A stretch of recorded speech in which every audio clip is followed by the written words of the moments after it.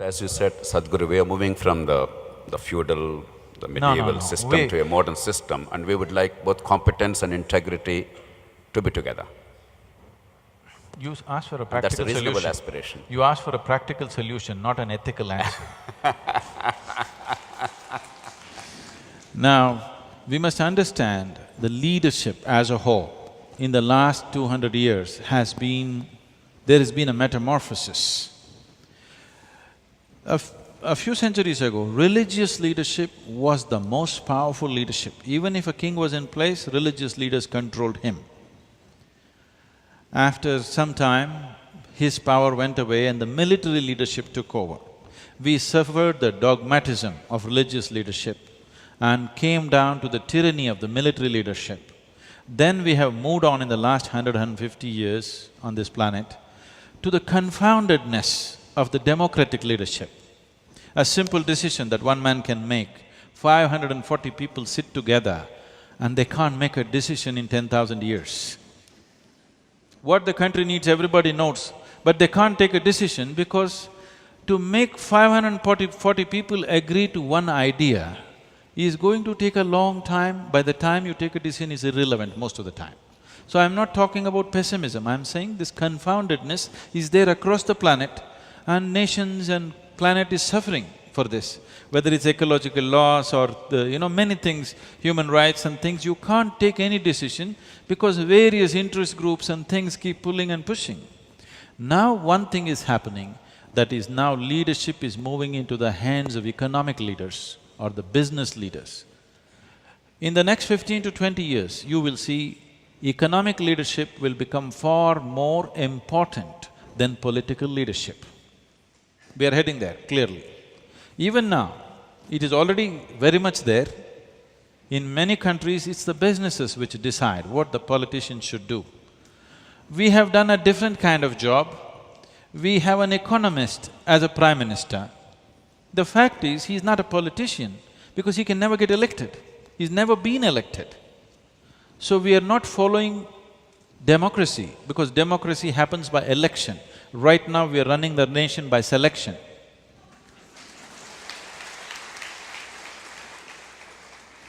Because we are trying… as we have our own jugaad for everything, Across the planet, this is happening. The power is moving from political leadership to economic leadership. Here, economic leadership has not come to that level. So we have put an economist as a leader who has no political capabilities. In a democratic society, a political leader means if he stands up, 1 million people should stand up with him. Only then he is a political leader. Otherwise he cannot be. So now it is moving into the hands of business. Always we have seen business as vested interest. They have the tag of vested interest hanging around their neck. This is a responsibility, I don't know whether they will stand up to it. In the last 10, 12 years, I'm constantly in dialogue with economic leaders across the planet and also in this country, mainly because I see in the next few years the world will be theirs. But they have always been seen as vested interests because these are people who are operating out of personal ambitions. To transform them from personal ambition to a larger vision is the most significant thing we need to do right now. Because whether you like it or you don't like it, the power will shift from political leadership to economic leadership.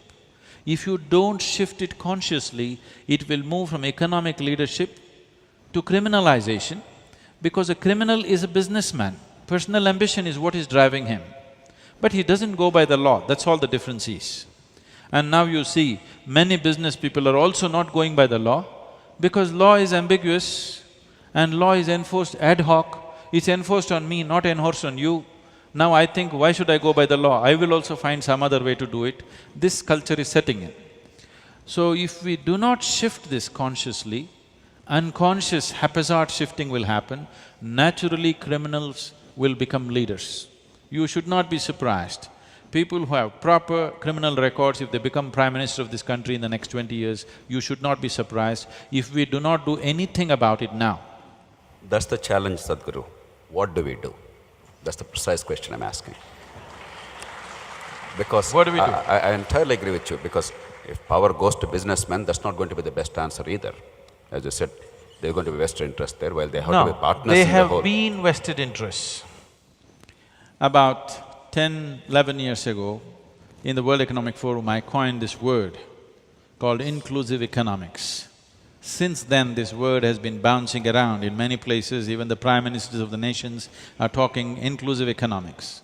If a more inclusive way of approaching economics happens, a businessman is a good leader because the thing about the businessman is he's flexible. He doesn't believe anything. He has no qualms about anything. If the deal is good, he will do it. Even if he has to do a deal with the devil, he will deal with the devil. He has no prejudice. The deal is good, he will do it. I'm saying he is the most pragmatic man in the society, he is the businessman. But right now, he is driven by his personal ambition. To shift him to a larger vision is a challenge, which last 12 years we have been actively working on. With individual people, we have succeeded phenomenally. And in the larger context, this is something very heartening on one level, is today if you meet the businesses of the world across the planet, like never before, there are many business leaders who are thinking how to do business in such a way that it will do some good to the world. It is very important, this, because a business activity means just this.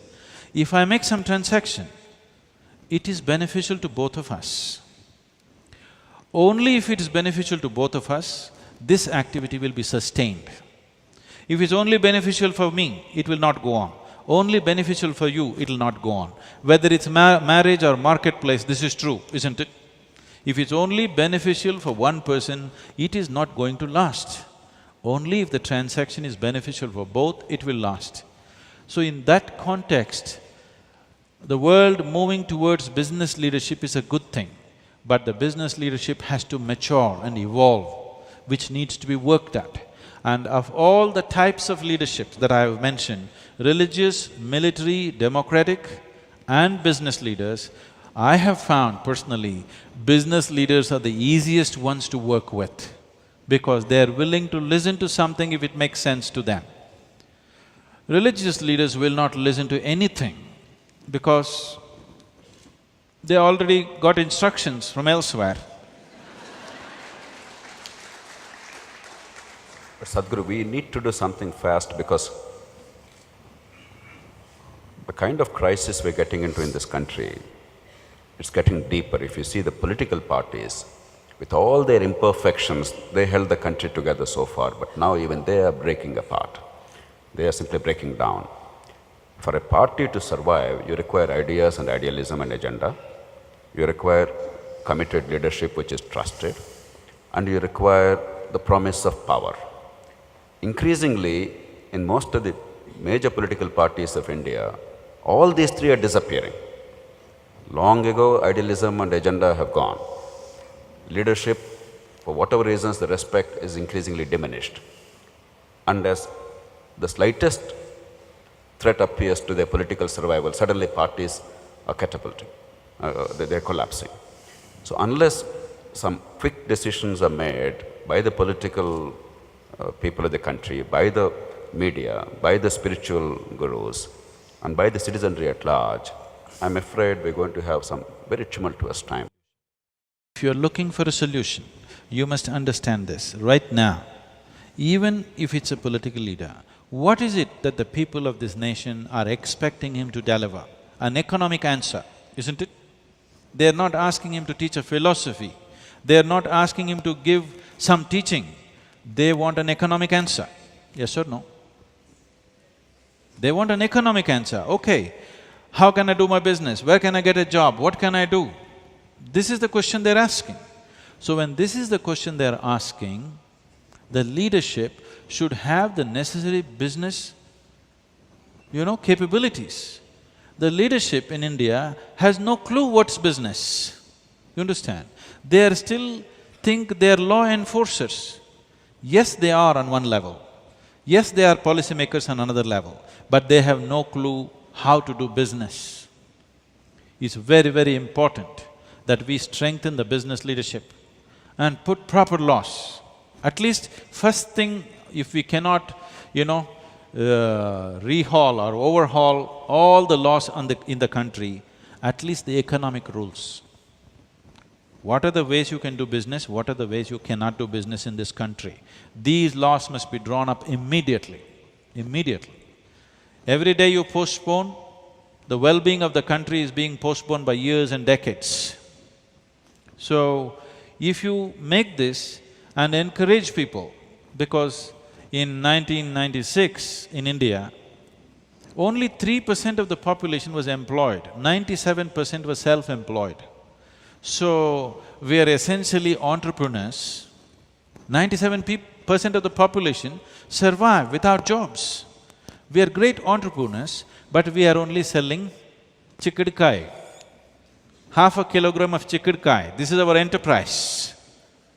And we spend a whole day, one person will spend a whole day selling half a kilogram of chikkadkai. But do not underestimate this half a kilogram, because to sell this half a kilogram, he understands where he should stand, what he should say, what is the current politics, what is the latest cinema, he knows everything and he quotes things and he markets his chikkadkai. Yes or no? So I'm saying there is this capability in the country, but we are trying to module now an economic model. For whatever reasons, I'm not going into the philosophy of it, the communistic way of existence, the socialist way of existence has collapsed. As an ideal, it's a fantastic thing.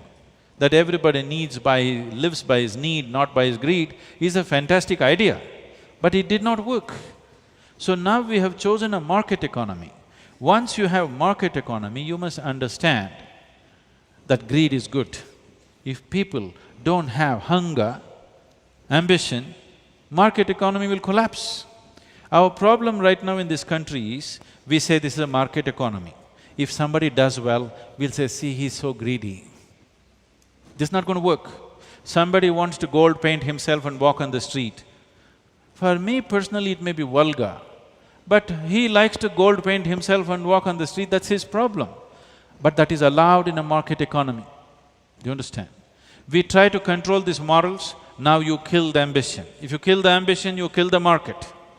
So we must decide, are we going for market economy or are we going for socialist way of living? If we take steps in market, there is no time or no opportunity to look back and say, oh, that would be nice. There's no such thing. Both the systems have their problems. Greed is not the good way to structure a society. But right now, the whole world is being structured that way. The only way you can make greed productive is proper economic laws and unbridled opportunity for people to do business. For that, we need a businessman leading the nation. Sadhguru, in your interactions with the business leaders, have you seen the inclination to accept this responsibility, to take up this challenge, to risk failure, and to do whatever it takes? In a very big way right now in the world. Well, that's very good news. Internationally, it is very true. But in India? In the country, because my not universe so much. now is India at this point of time. No, that is the thing. Once you're ruled by business, national boundaries become irrelevant. This happened in 2007 or 8. I was at Davos. This is Pakistani breakfast. General Musharraf was speaking. The hall was packed. Everybody wanted to hear what he's going to talk. I also got invited, I went. And he spoke and spoke and spoke. People are looking at, these are all business people, they're looking at, okay, what are your economic policies? Can we do business in your country or no? That's all they want to know. But this man went on saying how he knows how he is a great leader and how his leadership did this and that, and he was giving leadership lessons to everybody. Every one of them is a leader by himself. But he was giving leadership lessons, and the whole time, 2-hour time, he spent 1.5 hours. And then there was no time left, so he said only one question.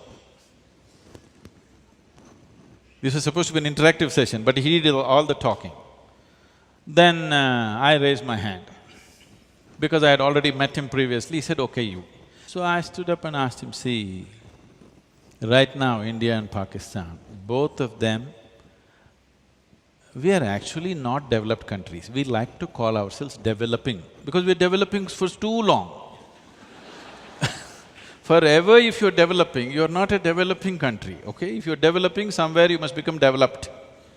I said this is happening for too long. The reason is, one major reason is, both the nations are spending enormous amount of money on this defense and nonsense. If India and Pakistan had known these issues, both the countries probably would have prospered by now. But somehow we couldn't keep that nonsense down, we fought all these years. Just 3 wars are not the thing. Preparing for the war is a horribly expensive process. I said, see, you don't expect the religious leaders in your country and our country to come to any agreement. It's a waste of time doing all these interfaith meetings and things. Anyway, they will pretend and go home and they will preach their own thing, okay? Two military leaders cannot agree because we're pointing guns at each other, we are trained to shoot. Political leaders cannot agree because that'll make them lose elections. But a business person has no issue. If there is a good deal in Pakistan, every Indian businessman will go and do deals in Pakistan. If there is a bridge to be built, for a $1 million bridge, they're offering $2 million, half of Hyderabad will go there. So I said, see, the first thing is, let's open up the business. If you open up the business, if daily transactions are happening, my people are on that side, your people on this side, my money there, your money here, I wouldn't want to bomb your country, you wouldn't want to bomb my country. Gladly that's beginning to happen now, this transaction, business relationship in India and Pakistan. Because national borders will go away, that is very important. On the longer run, it is very important national borders get diluted. That is when armies will come down. That is when the potential of fighting on the planet will go down. That is when development will happen indiscriminately, according to capability, not according to national identity, isn't it? So this transaction should happen. And just previous day he was talking about how he's for peace and how he's looking for this and that, looking for support and money, but he forgot all that and he burst out. He said, how can we do business? You know, my dear friend, somebody mentioned name, he died in my arms in the war. I named my son after him because of that. We have spilled blood, we have lost people. How can we do business? We cannot do business. International press was amazed that this man just came out and said, we cannot do business with each other, being the head of a nation. But if we started doing business, don't do any of these… all these parlays which are very expensive, politicians meeting, anyway it's a foregone conclusion, it's not going to go anywhere. Do business, as much business as possible. You will see people will forget who the hell is a Pakistani, who's an Indian. I think that's very insightful, Sadhguru. I think what you initiated is now bearing fruit because I think India and Pakistan are now willing to do business at last. Sadhguru, before we open to the floor, I limit to a couple of inquiries. We have, as you often said, great technology and vast resources today, better than ever before in any other generation. But as a society, as a country, we seem to be very poor in organization. Oh, you don't talk about that. I'll give two specific illustrations to make this point, so that line of inquiry can be pursued further. Finland, the tiny Scandinavian country, tiny in terms of population at least, it had every single birth and death registered 500 years ago. It's a haven for genetic research today. Even today in India, in any city, let alone small towns, we cannot claim that every birth and death is registered. It doesn't cost money, it's not a technological issue, organization. But a more important example, every year roughly about 200,000 children are born in this country with preventable congenital abnormalities, birth defects that could have been prevented largely because of two reasons. One is a viral disease called rubella. If only every girl child before pregnancy or before marriage is given that vaccination, there's a fully effective vaccine. Thousands of these serious deformities would have been prevented. It's not costly at all. And the second is consanguineous marriages in South India. we have this very sorry tradition of marrying cousins without realizing the consequences in terms of genetic… We don't want our property to go to somebody else. I know. But if only we had organization to make people aware, it's not even a question of money. If only efforts are made in that direction, vast amount of good can be done. So how do you promote outside of business? Business is an area where organizations are improving. But outside of business, except Isha Foundation and a few organizations, very few are actually able to organize well to be able to deliver exceptional outcomes. What can be done to really promote specific, well-directed action based on organization? Somewhere, can I say something? Somewhere in your mind structure and in the minds of many Indians, particularly middle-class Indians, business is still a bad word. This must go. I'm saying even delivering the vaccine can be delivered by a business. It will be delivered much more efficiently, properly, and if they don't deliver it properly, you can ask them. You can demand that you want it because you paid for it or somebody paid for it. Right now, because it's a government agency or it's a social organization, whether it's Isha Foundation or somebody else, because we are delivering it as charity or as service, people cannot demand, why have you not done this? If it was business, they would have asked, why have you not done this? Otherwise we won't do business with you, we'll do business with somebody else. We'll buy the vaccine from somebody, not from you. So, business is not a bad word. Social organizations like ours and so many others have become necessity because one thing is, administration is not able to perform the duties that it was supposed to perform, like health, education, nourishment, ecology. This is not my business. Like I went I went somewhere and this big professor from Harvard University comes and says, "Oh, you are that amazing tree planter?" I said, "No, I am not a tree planter." He said, "No, you planted so many million trees." Yes, I did, but I am not a tree planter. My work is to make people blossom, not to plant trees. The administration should have planted the trees. They didn't plant, so when I have time, I'm planting. So, planting a tree, building a school, building a hospital is actually not my business. It should not be if the nation is functional. These are things the administration should do if it is that kind of medicine, if there is that kind of a Medicare system. Otherwise, businesses should do. Now, first thing if you say business in health is, you will say they will exploit, they will charge. Do you know how much this hospital is charging, that hospital is charging? It's all true. But now, if 10 hospitals like that came, market, demand and supply would bring it down to reasonable levels. Right now there's only one good one, so they're charging astronomical prices. If 10 like this came up, you would choose where to go, where it's sensible to go, isn't it?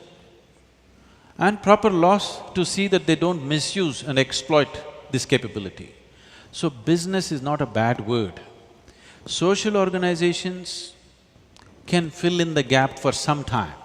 They can never be a total solution. I'm saying Isha Foundation is not a solution for all the problems of this nation.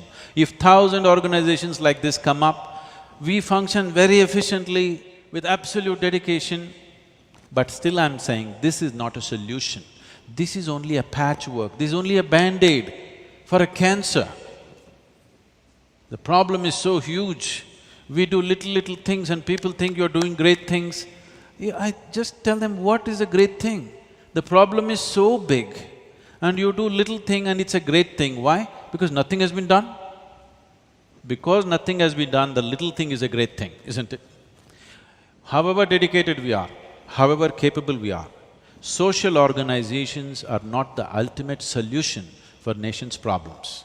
Once we have taken to market economy, we should allow the market and the forces of the market to function, and the market should be guided by appropriate laws so that it doesn't lead to too much exploitation.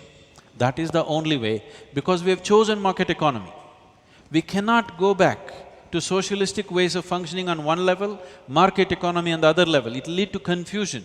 Right now, that is what is happening in Indian minds. They're confused. They don't know whether to make profit or to make charity. I'm saying, let the business be structured in such a way, if I do business, naturally everybody must benefit. This is the rule of law. This is the role of law, that law should be structured in such a way, the laws of business should be structured in such a way, if I do business, everybody around should be benefited, not because of my charity, because of the law. That's wonderful, Sadhguru. That market principles must be applied and competition and choice must be the cornerstones, even in socially productive work of this kind. I don't trust people's morality. I don't trust people's ethics. I've seen enough of it and I know in how many ways it can be subverted. That's why I'm saying the law must be clear and law must be enforced. And that's a powerful message, Sadhguru. One last question before we leave it to the floor, Sadhguru. We are all proud of our own culture, tradition, our history, our philosophy. After all, each country is proud of its own past, and we probably have greater claim to some exceptional accomplishments as a society and civilization. But there are two problems that are recurring in the modern context. The first is, even in the minds of people of our background sitting here, otherwise enlightened and liberal, there is this moral neutrality to inequality by birth. While we treat people who don't have an opportunity because of circumstances, because of poverty, with a lot of kindness, with a lot of compassion, we do not realize that those children are entitled to the same opportunity that my child is entitled to. It's simply alien, it appears to me, to our culture unless a very strong message goes consistently. Unless everybody is allowed to rise, everybody will fall eventually. The second deficit appears to be, more or less as a corollary of this, a trust deficit, an incapacity to recognize that there is a common fate binding all of us.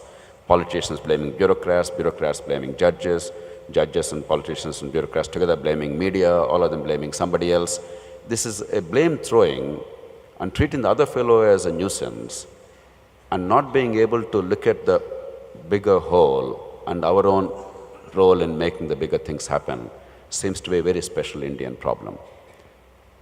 What do you advocate, Sadhguru, to address these two challenges? See, we need to understand India.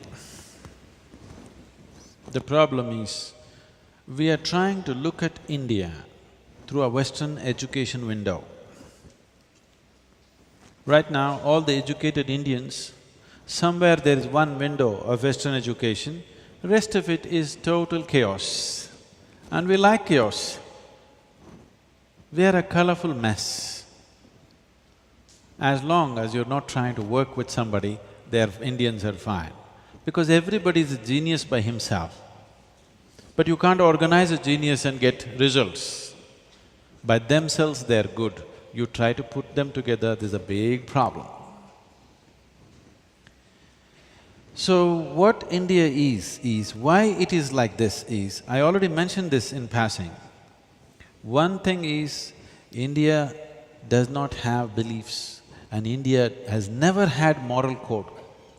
See, every other nation has strict moral code, people feel guilty about certain things. An Indian can just do just about anything very happily. Do you understand? I've had the misfortune of sometimes closely interacting with some very famously corrupt people right now in the country. When I really looked at them closely, what I saw was, they did not even think they're doing something wrong. So your ideas of morality, ethics, they're shocked that you're saying, you're complaining, after all I become a minister, shouldn't I make some money? What are you talking? I'm saying they're not even… they're surprised that you people are complaining because India has never had a moral code, but still people remained in a certain way because there was a spiritual ethos. People told you, everything is your karma, whatever you do, there will be a consequence. And people stirred up certain other dimensions within you. Every generation had people who would stir up this possibility of consciousness within you. We operated out of continuous stirring up of consciousness, never morality. Now we have come to a place where in the last few hundred years or few generations, nobody has come, I won't say nobody, not enough people have come to stir up consciousness. And consciousness has gone low, no morality, we are between the two cultures, we are falling in the gap. We have lost our way of keeping ourselves in check, but we still cannot take on Western way of strict morality. And we are falling in the gap in between, that's where we are. See, right now, it's seriously happening like you said yesterday's election results and everywhere else, whether it's Bengal or UP or Tamil Nadu or wherever else. Gradually in India, there is no party which you can call as national party, all regional parties. As regional parties becoming more and more powerful and they sweep the state and national parties are completely routed, I'm not trying to pitch for them because there is nothing to defend them, okay? But whichever way, whatever they may be, for the long-term interest of the nation, it's very important two or three national parties must become strong. Otherwise, after 25 to 50 years, we will wonder, why are we one nation? Suddenly one chief minister will become prime minister. A chief minister who is chief minister for 10 years and frustrated with his chief ministership wants to become a prime minister. When he sees there is no other way to become a prime minister there, he will become a prime minister here. Yes. And already some serious attempts in this direction have been made in the past in certain states. If we value India as a nation, it's very important that we must strengthen the national parties. How to join these parties? Both are a mess. That is a real problem, what to do. But what we need to understand is, there is people, there are parties, and there is administration. In Indian mind, these three things are distinctly separate. This distinction should go. There is no people, party and administration. There is people, people and people. This is what a democracy means. People who are sitting here in this chair, tomorrow could be walking the street campaigning for a party, day after tomorrow they could be in that chair. This is what democracy means, that you are here today, tomorrow you could be there. So this distinction has to go. These are all easier said than done, to remove these distinctions, to make people understand, because how many people can you even talk to in this country? Because you know only 2 languages. Yes? Maybe I know 3 languages, but how many people will you speak? There are 16, 24 languages in the country. Who are you going to speak? Who are you going to leave out? So there are these issues, but it is very, very important. However corrupt, however nonsensical, however rubbish it is important to strengthen 2 or 3 national parties, otherwise there will be no India after 50 years, there will be many countries. Sadhguru, I actually entirely agree with you, and Loksatta and I have been always articulating the need to strengthen national parties. The tragedy is they are their worst enemies. So we do require to transform politics. That's why I was so repeatedly pleading that I don't unless blame we you at find an all. answer… I wouldn't like to join any national party because we know what's happening and the way it's conducted. So how do but that is the reality of our nation. But unless we transform them, that's the reason why I'm pushing this today, unless the pressure comes from the spiritual gurus, from the civil society, from media, that the need of the hour is not merely replacing one with the other, but actual transformation of the nature of politics and building a framework for the unity of India, I entirely agree with you. So I'm privately, not publicly, privately. not announcing to people. Whatever it… Giving them that privacy, privately we are slowly trying to transform many political leaders in the country. We have successfully worked with a few people, others are slowly coming in, but it's still a long process, it's not something that will happen overnight. And India, a country like India cannot be turned around overnight. If we work as a generation of people, maybe we'll leave a little better country for the next generation. That's where we need to look at. The most significant thing right now in the nation is, people have come to a place where they're willing to give up their caste, creed, ideology, everything for economic well-being. This may be described as greed by certain people. I see it as a possibility. There is only one ethos, everybody wants to do economically well.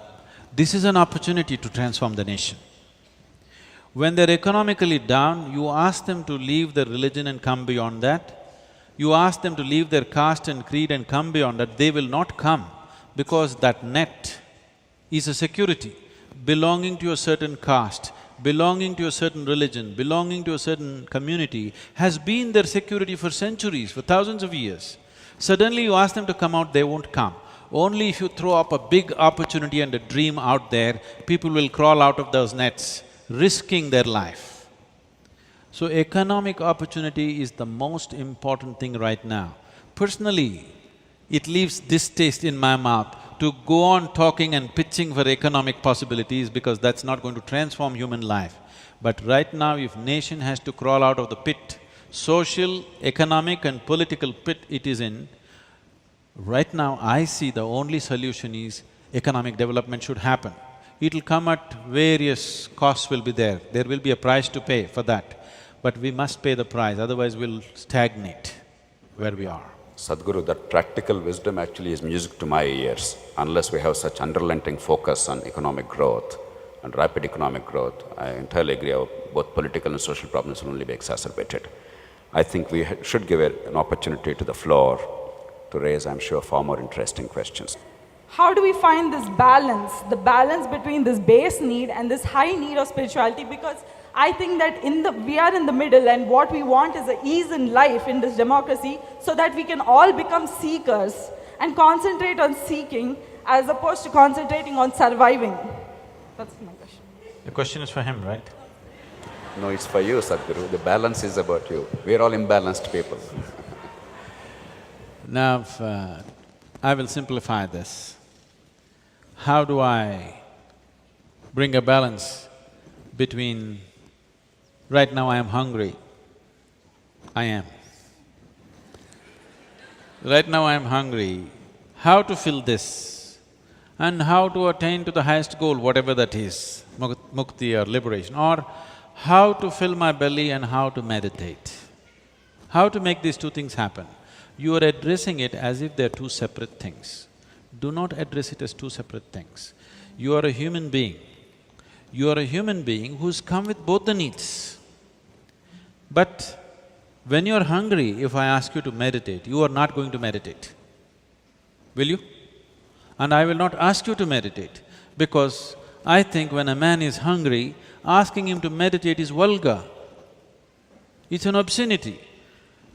When somebody is hungry, you talk to him about mukti, I think it's obscene. I will not do such a thing. If he's hungry, we must see how first the food should happen. Then only we can talk about another dimension. So do not look at it as two separate things, but physical need is an urgent need.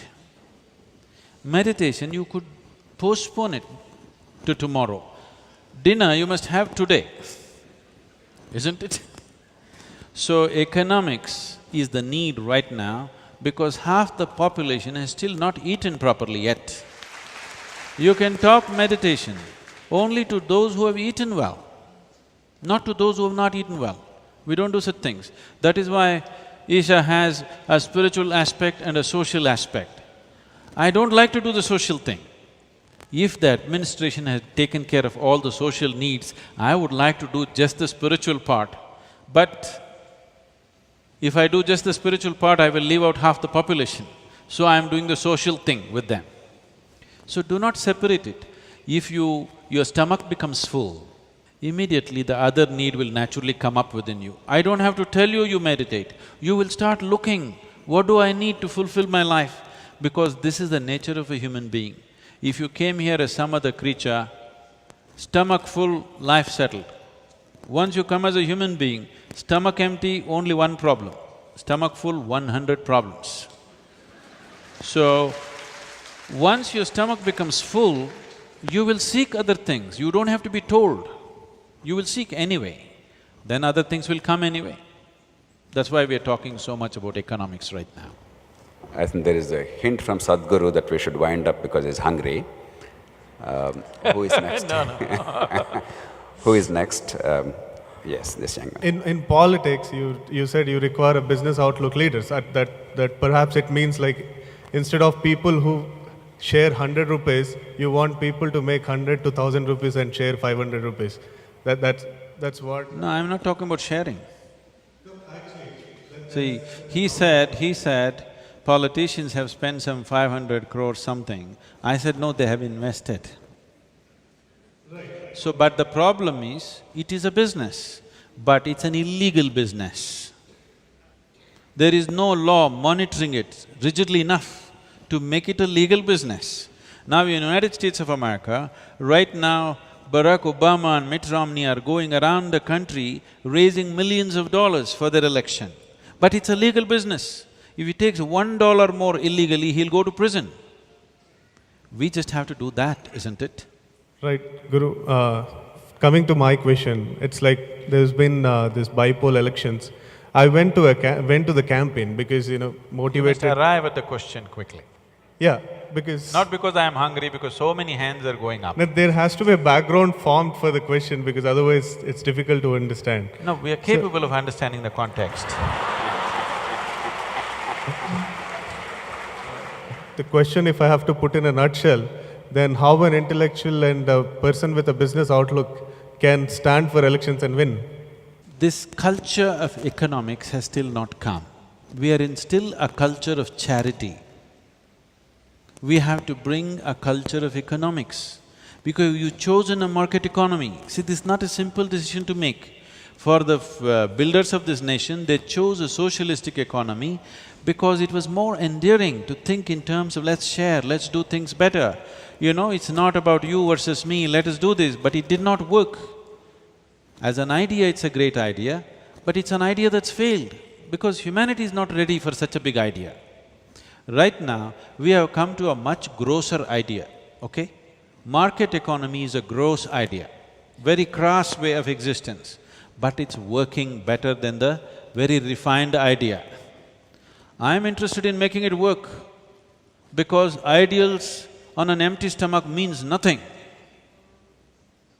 I know 400 million people in this country have not eaten one good meal in the last 10 days, probably. So when this is our condition, ideals are a taboo. I'm saying this to him. Ideals are a taboo. Nobody can have the luxury of having ideals. We just have to do what's needed. After everybody has eaten, then we can talk what is our ideal, what is our philosophy, what is our ethic. First people have to eat because eating cannot be postponed to tomorrow. Philosophy can be postponed to tomorrow, meditation can be postponed to tomorrow, eating cannot be postponed to tomorrow, it has to happen now, isn't it? So for this, once we have chosen our economic model is market economy, please strengthen the market and nothing else but the market. People tell me, what is this? You say you're a spiritual leader, but you're charging for this. I said, I will charge. Somebody who comes who cannot pay, I will do something else. But I want you to understand, if you want something delivered, it costs. Whether you pay for it or somebody else pays for it, it costs. You've gotten used to somebody else paying for it, that is why you don't know how to make use of anything that's offered to you. If you were paying for it, you would make use of it well, isn't it? Yes or no? Right now, rice is free, dal is free, television is free, gas is free. You think you will destroy the work culture of this nation completely. In Tamil Nadu today, so many things are free. Essentially for election reasons, and populistic democracy that we are doing right now. Yes, when somebody doesn't have anything, you give him something, it's great. But instead of giving something, even if it causes suffering, if you create opportunities where everybody could make money and have the necessary power to buy it, it would be better. Because today, this started from Andhra Pradesh, that's why I'm telling you. Rice came at 1 rupee. A 10 rupee rice, if you give it at 1 rupee, who is paying the 9 rupees? Who's asking this question? I'm saying you have chosen a market economy, you cannot do this. It may sound cruel, but there are poor people. The first thing is you are enjoying poverty, this is the biggest problem. Religious people enjoy poverty because they want somebody to serve and go to heaven. Now, businessman does not enjoy poverty, he wants everybody to have purchasing power because otherwise he cannot run his business.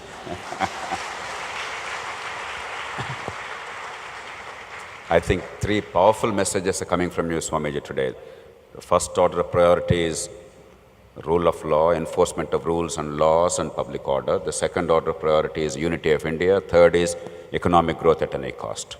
I think that's the take-home message Right now, today. till everybody eats economic growth at any cost. Absolutely. After that, we can control the costs. I am proud to say I voted for Lok Satta. Before I pose this question, I wanted to say this.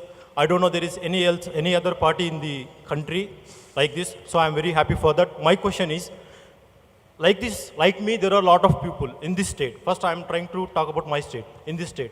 But why, what the system is hindering? Why we are not able to win more seats? Right now, we just have one legislative.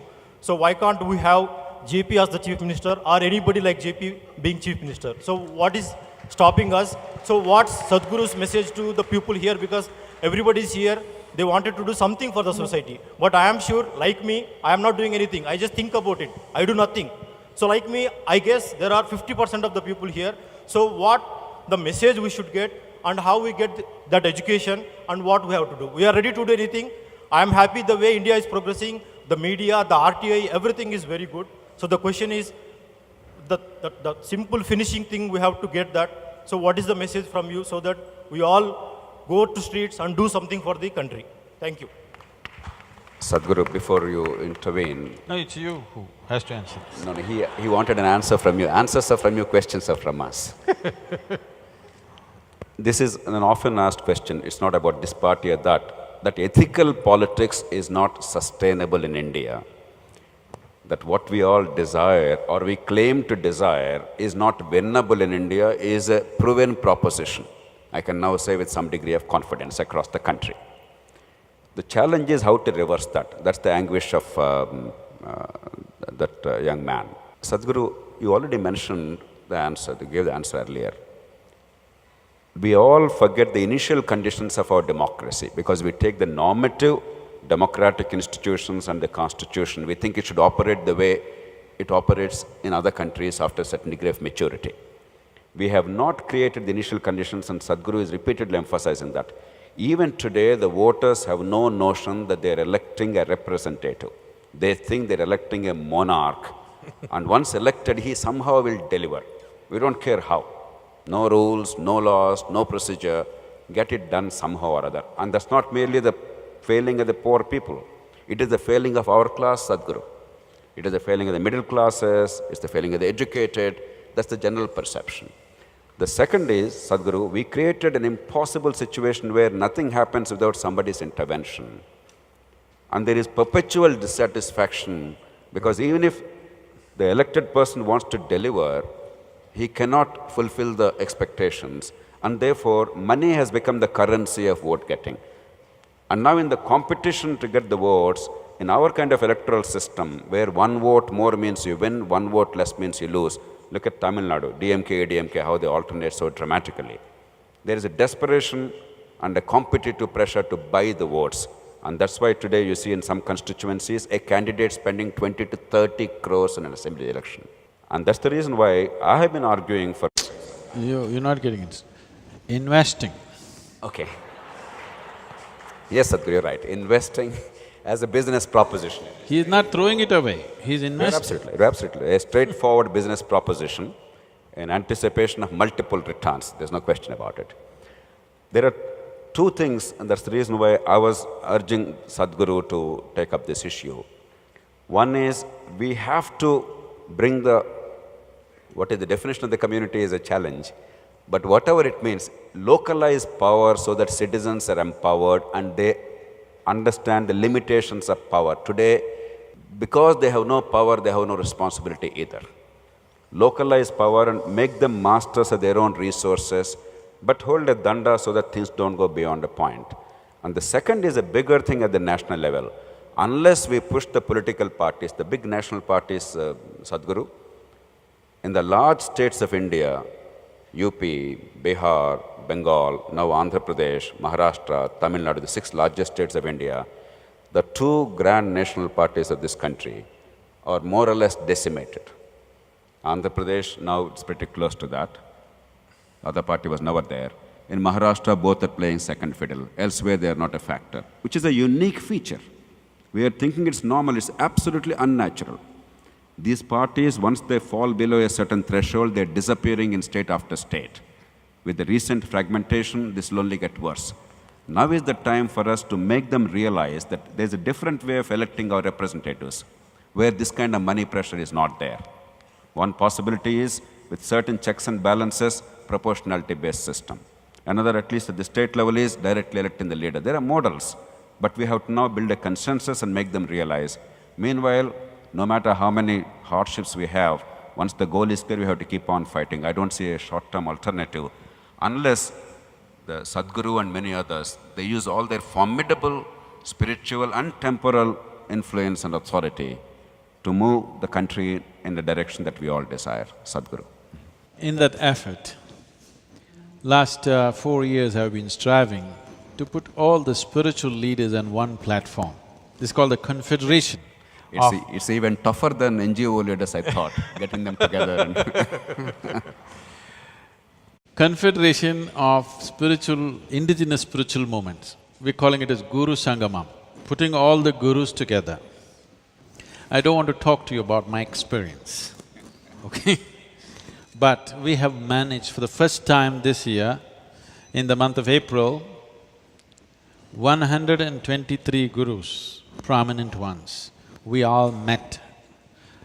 The last 4 years, I've been trying to educate them. We can simply meet without an agenda. There is no need. What is the agenda? What shall we do? Shall we take Padayatra? Shall we fast? Shall we eat? This is the question. I said, no, we will just be together, maybe share a lunch, just be together. Just because each one of you, each one of us have millions of people. Just coming together is a major event. Let's come together, the power of being together, you're not understanding.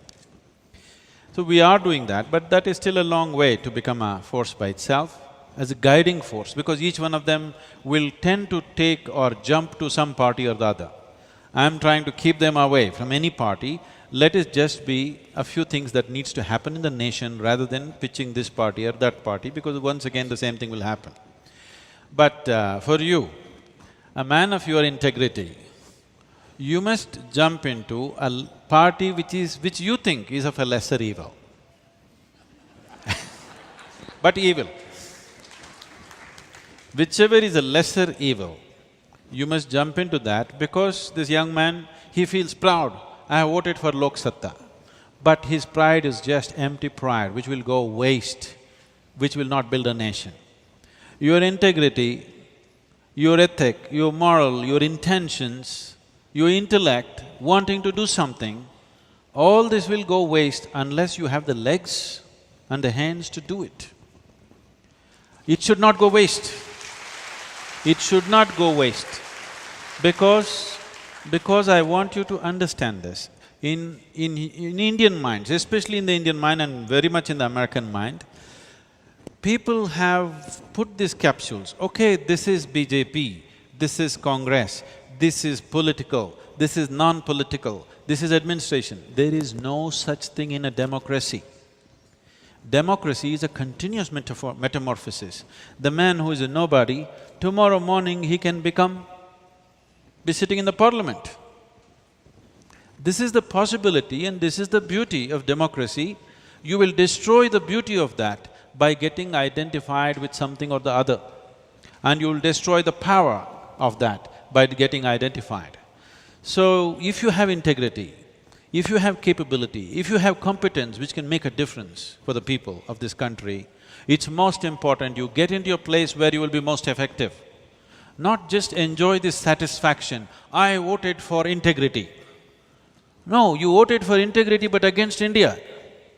You vote for India.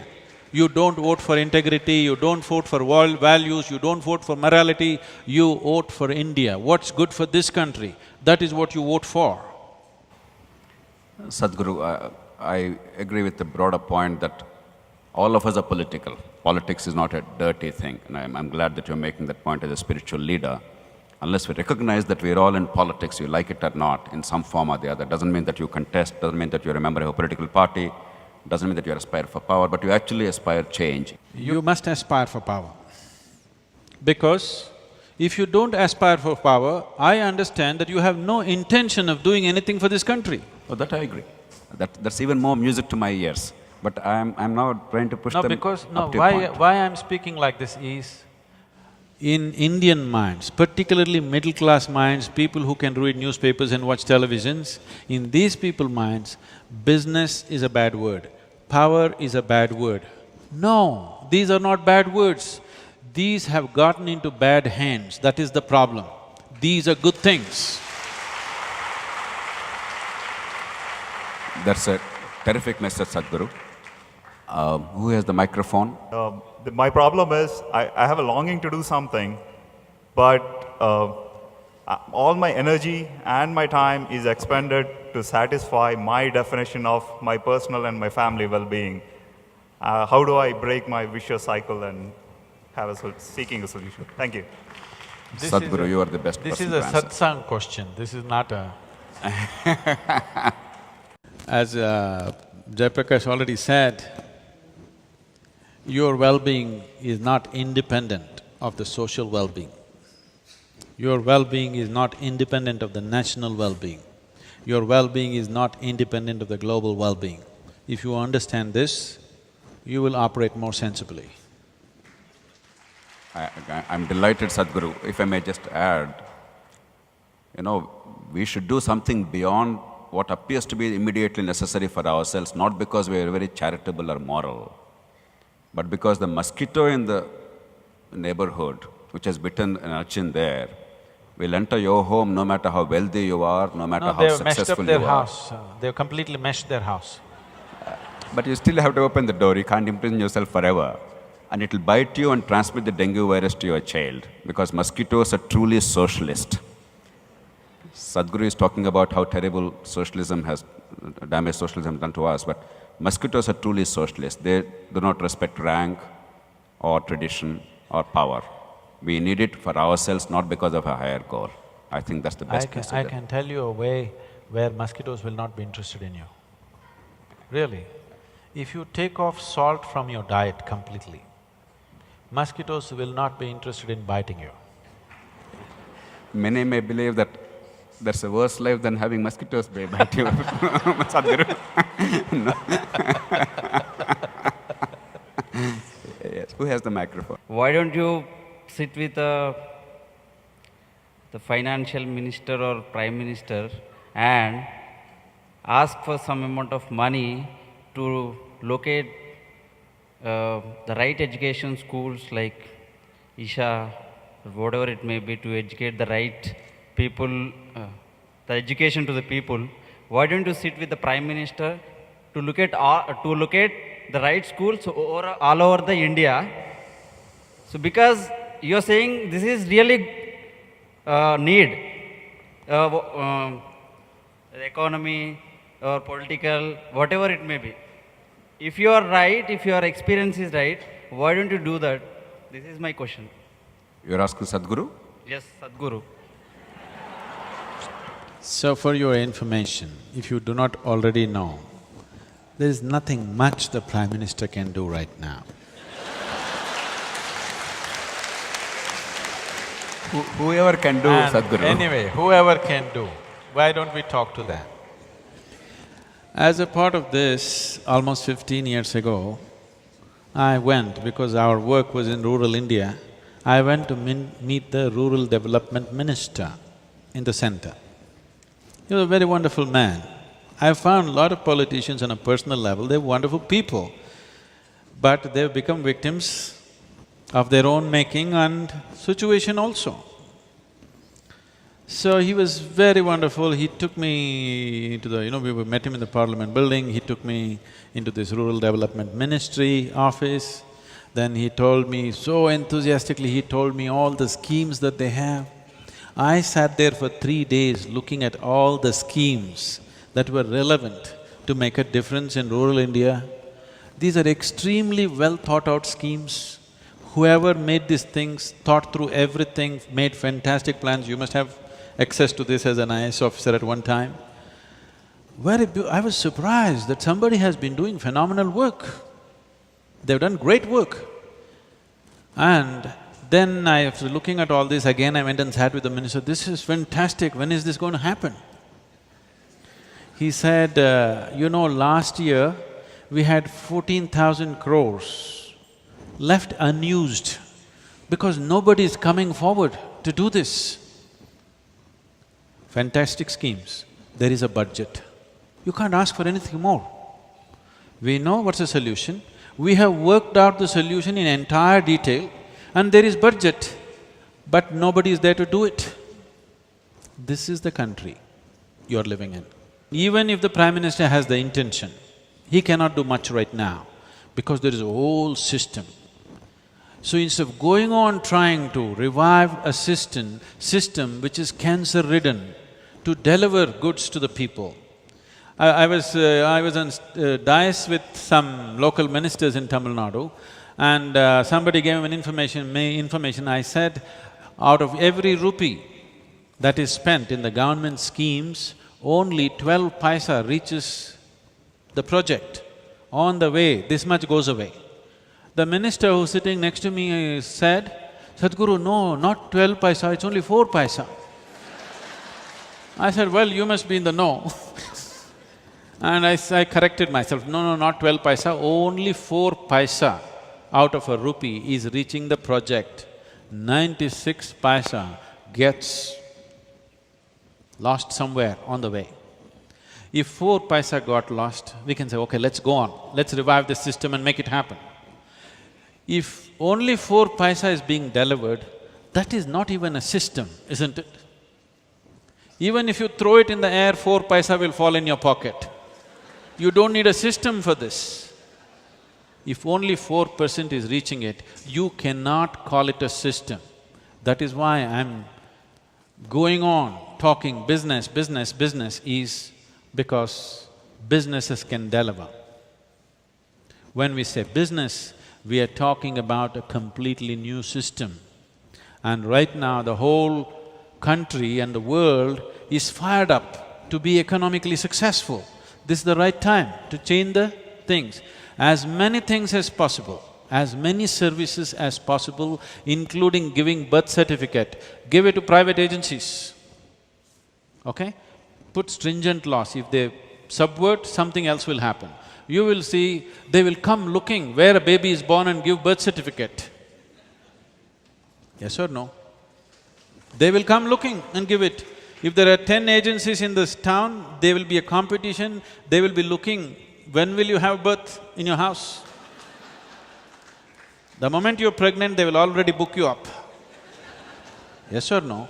So, I'm talking about changing the entire system because there is a point till which you can repair something.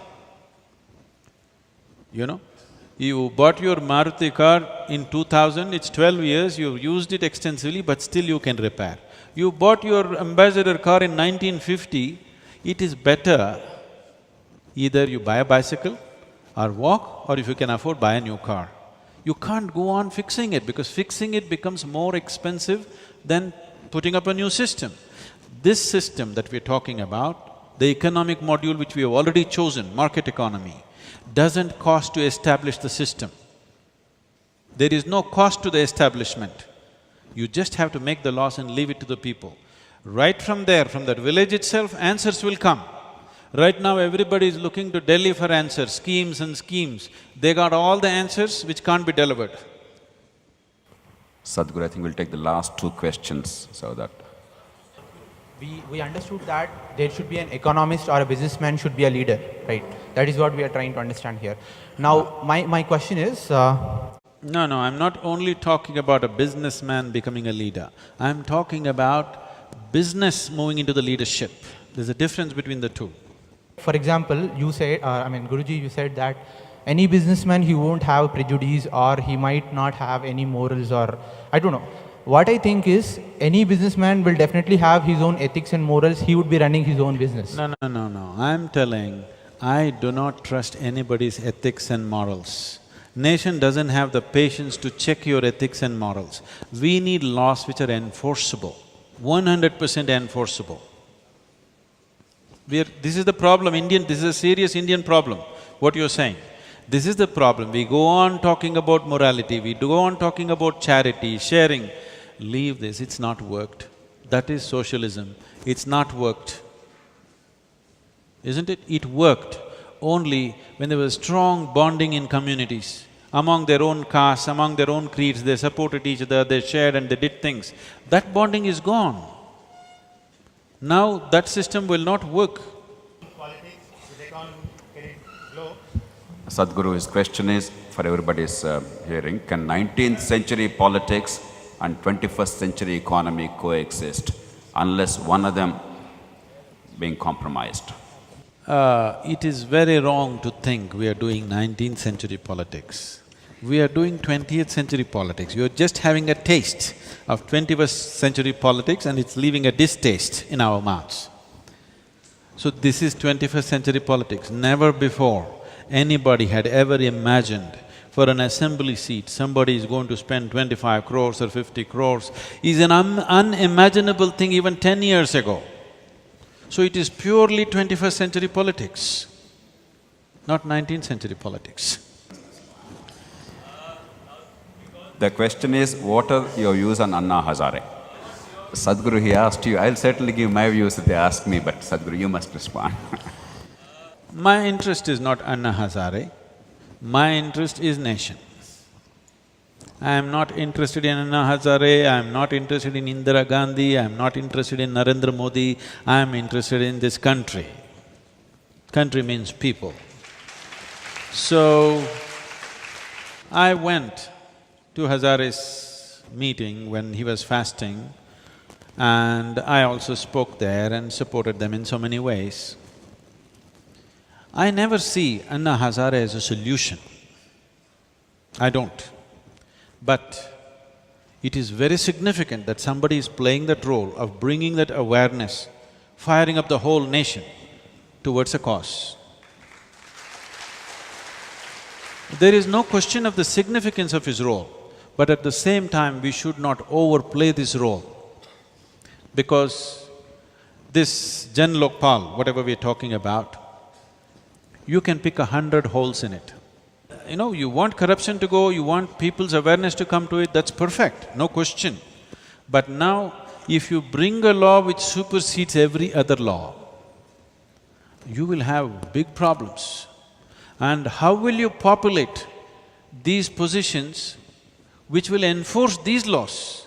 If already all the criminal procedures codes that you have is being enforced by people who are corrupt and misusing it in 1,000 different ways, how do you know tomorrow the Lokpal, where do you import them from, I'm asking?